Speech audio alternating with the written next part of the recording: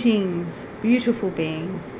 Welcome back to Shelter in the Storm with A Course in Miracles, lesson number 48. Okay, we're going to continue reading part 7 of chapter 3, Creating versus the Self-Image. It's only a short lesson for today, lesson 48, so we're going to finish off reading part 7 of chapter 3 now. Okay, let me just backtrack by a couple of lines just so we have a little bit of perspective about where we're going.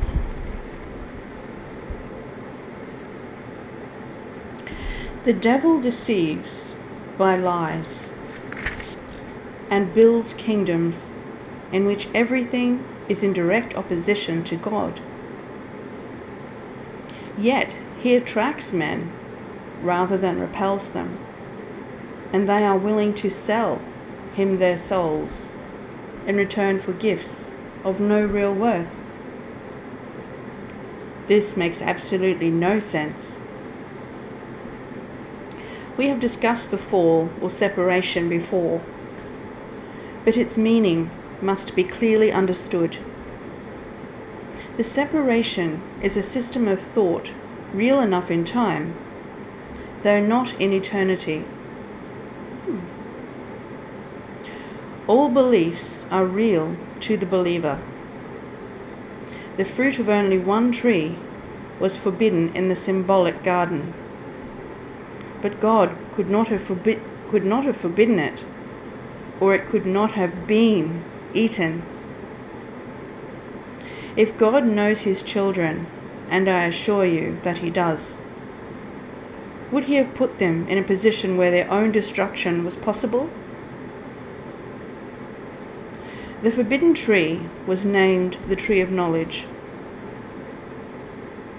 Yet God created knowledge and gave it freely to his creations.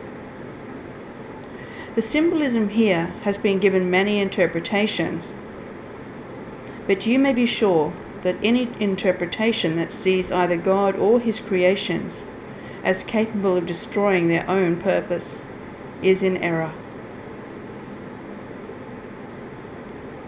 Eating of the fruit of the tree of knowledge is a symbolic expression for usurping the ability for self-creating. This is the only sense in which God and his creations are not co-creators. The belief that they are is implicit in the self concept, or the tendency of the self to make an image of itself. Images are perceived, not known. Knowledge cannot deceive, but perception can. You can perceive yourself as self-creating, but you cannot do more than believe it. You cannot make it true.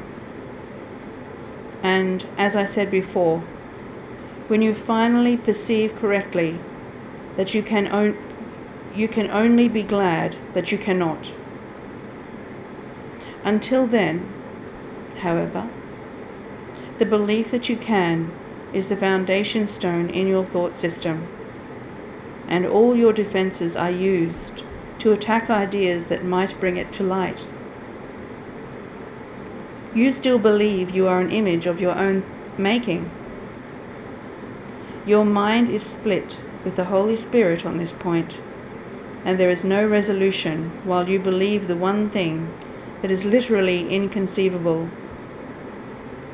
That is why you cannot create and are filled with fear about what you make. The mind can make the belief in separation very real and very fearful, and this belief is the devil. It is powerful, active, destructive, and clearly in opposition to God, because it literally denies his fatherhood. Look at your life and see what the devil has made. But realize that this making will surely dissolve in the light of truth, because its foundation is a lie. Your creation by God is the only foundation that cannot be shaken, because the light is in it. Your starting point is truth, and you must return to your beginning. Much has been seen since then, but nothing has really happened. Your self is still in peace, even though your mind is in conflict. You have not yet gone back far enough, and that is why you become so fearful.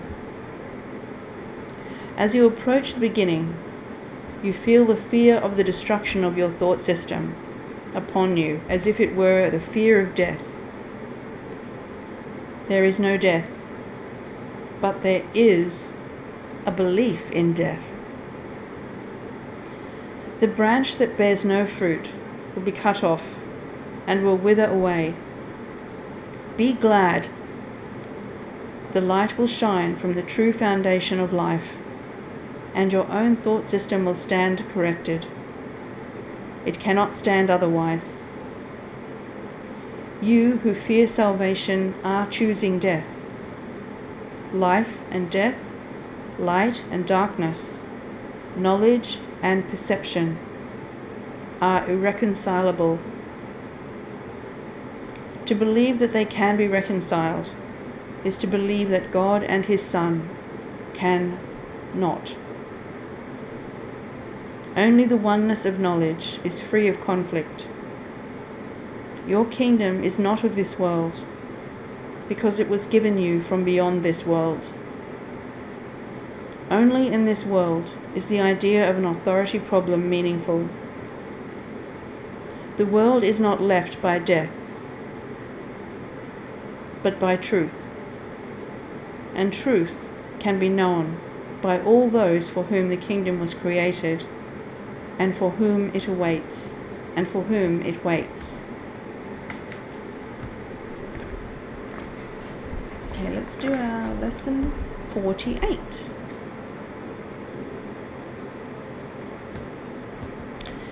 Lesson 48. There is nothing to fear. The idea for today simply states a fact.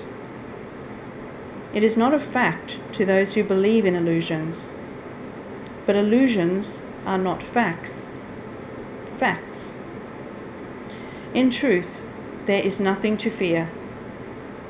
It is very easy to recognize this, but it is very difficult to recognize it for those who want illusions to be true. Today's practice periods will be very short, very simple, and very frequent. Merely repeat the idea as often as possible. You can use it with your eyes open at any time and in any situation. It is strongly recommended, however, that you take a minute or so whenever possible to close your eyes and repeat the idea slowly to yourself several times. It is particularly important that you use the idea immediately should anything disturb your peace of mind.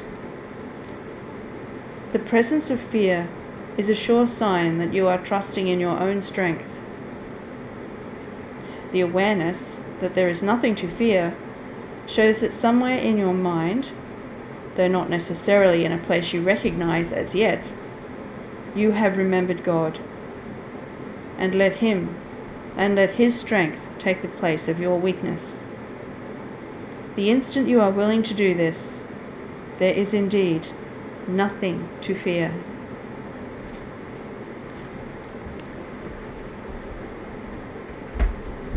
Okay, let's do lesson 48. Jesus commentary. There is nothing to fear.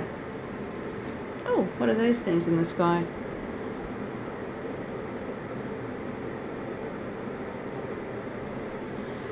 What an interesting little UFO picture there that Renee's done. Interesting timing of that, isn't it? This book, this companion book, A Year of Forgiveness, the companion book to A Course in Miracles, was channeled in 2019. It was printed in 2020. You are blessed beings, indeed. I am that one you know as Jesus. This is a hard lesson to believe when you are riddled with fears. Part of your training in this program includes the realization that if you trust this course and still feel fear, then a great divide remains between you and where truth lies. This is one of those fundamental concepts important to think about once in a while. It is very logical. If I tell you there is nothing to fear, and you are fearful, then you are not in accord with these teachings. Of course, we do not judge you for that. We know that you are here to unlearn everything you have learned. Every single thing you've learned in this world will be unlearned, and you will learn the truth. When you see your fears, you want to counter them with truth. Fear that causes you to shake and shiver in your shoes means you believe in it. To undo that belief, you must introduce truth. If you believe lies as truth, which you do if you harbor certain fears, then you voluntarily go out of alignment with truth. When I tell you there is nothing to fear, but you still fear, though you say you believe me and you believe these teachings, then you must say, well, I believe something that's not true. I believe a lie.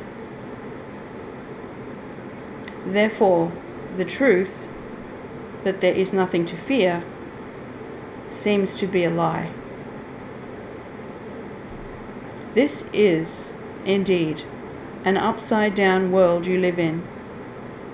What is valued by spirit is not valued here.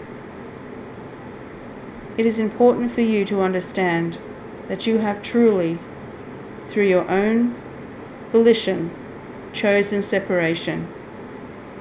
You have chosen not love, and you have taken a deep, convoluted, and profound detour into fear. We know you cannot eliminate all your fears in one day. We do not expect you to do that.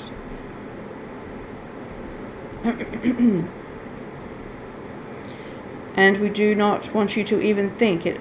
We do not want you to even think it a possibility. But when you respond to your mind's belief in fear with another statement that counteracts it, and you do it increasingly over the days and years of your studies in A Course in Miracles, you stop feeding the fear. As you stop feeding that thought form with your energy, focus, and belief, it slowly and surely fades from your experience. I am that one you know as Jesus, and there is nothing to fear. You are eternal spiritual beings. You are beloved by that which you call God, that absolute and all-pervasive benevolent force that permeates everything, and keeps everything whirling and living. God is life. God is love. Anything you experience that is not life-affirming and love-affirming is not true. It is an illusion. It will make you feel bad because your emotional guidance system is tuned to love, and anything not loving gives you negative emotional feedback. So do not despair if you have negative feelings throughout the day. Be glad that you now know how to interpret them. You now know it means you have incorrect thoughts that bring you out of alignment with love. You will see where you have indulged in a fearful or judgmental thought about yourself or somebody else. I am that one you know as Jesus. We will see you again tomorrow.